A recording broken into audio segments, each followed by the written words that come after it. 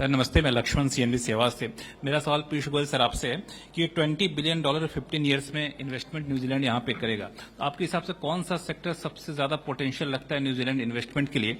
और second question New Zealand trade minister आपके लिए कि इंडिया मोर देन 35 कंट्रीज के साथ फ्री ट्रेड एग्रीमेंट पहले ही कर चुका है, तो न्यूजीलैंड के लिए कितना कॉम्पिटिटिव रहेगा इंडियन मार्केट?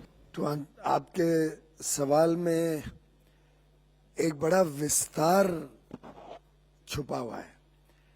आप कोई क्षेत्र ले लो, आज के युग में जब भारत में बनाई हुई चीजें बहुत अच्छी गुणवत्ता वाली, अच्छी क्वालिटी की और अच्छे दाम पर उपलब्ध होती है, तो न्यूजीलैंड जैसे विकसित देशों में हमारे लिए अपार संभावनाएं खुल जाती हैं। एक उदाहरण, कल हमने आगरा में अलग अलग क्षेत्रों के साथ बातचीत की। वहां चमड़ा का, लेदर गुड्स का उद्योग था, इंजीनियरिंग गुड्स का उद्योग था, कारपेट्स का उद्योग था। इस प्रकार से अलग अलग सेक्टर्स एकत्रित हुए थे आगरा में। 3-3.5 घंटे इनके साथ और फिर 1 घंटे और मेरे साथ उनकी चर्चा चली। अब एक छोटा आंकड़ा बताता हूं। लेदर गुड्स न्यूजीलैंड $500 मिलियन यानी 4,500 करोड़ का विश्व भर से खरीदते हैं। उसमें भारत का शेयर 500 मिलियन में भारत का शेयर शायद 4 या 5 मिलियन डॉलर था, यानी 1-1.25% के आसपास था। कपड़े हो, टेक्सटाइल से वस्त्र क्षेत्र हो, ऑटो कंपोनेंट्स हो। अब न्यूजीलैंड गाड़ियां नहीं बनाता है, तो गाड़ियां, ट्रैक्टर्स, टू व्हीलर्स, आजकल भारत में टू व्हीलर्स भी बड़े हाई क्वालिटी के और हाई हॉर्स पावर के बनने लग गए। वहां पे एग्रीकल्चरल इकोनॉमी बहुत है, तो ट्रैक्टर्स और फार्म इक्विपमेंट बहुत लगता है। मेडिकल डिवाइसेस का सेक्टर भारत में तेजी से बढ़ रहा है। तो इस प्रकार से गुड्स के क्षेत्र में लगभग जो भी वस्तु किसी भी देश में खपत होती है, वो सभी चीजें अब भारत आस्ते आस्ते आत्मनिर्भर बनते जा रहे हैं।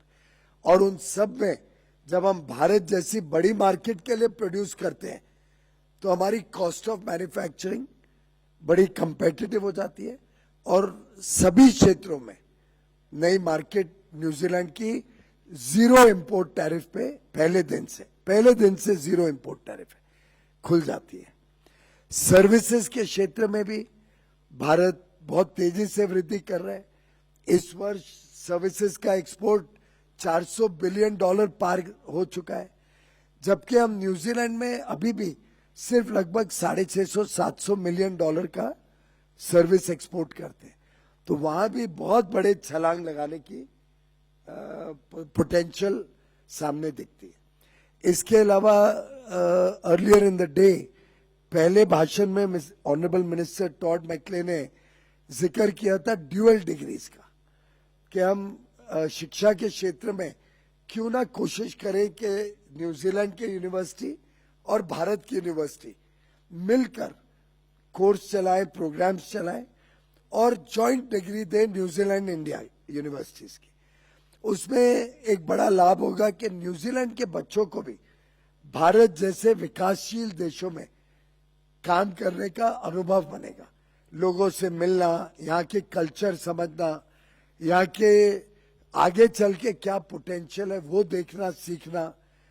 वैसे ही हमारे बच्चे जब न्यूजीलैंड जाएंगे, एक नई दुनिया देख के आएंगे। नई दुनिया, विकसित देश कैसे चलते हैं, वहां की आवश्यकताएं क्या है, वो देख के, सीख के, समझ के आएंगे। तो दोनों के लिए ये साझा भागीदारी लाभदायक होगी। और ऐसे ही अलग अलग क्षेत्र में ग्लोबल कैपेबिलिटी सेंटर भारत में लग सकते हैं इनकी बड़ी कंपनियों के। इनके पास एग्रीकल्चर में शहद हो, हनी, कीवी फ्रूट, ऐसे कुछ बड़ी विशेषताएं हैं जो अंतर्राष्ट्रीय पटल पे अंतर्राष्ट्रीय गुणवत्ता वाली बनाते हैं।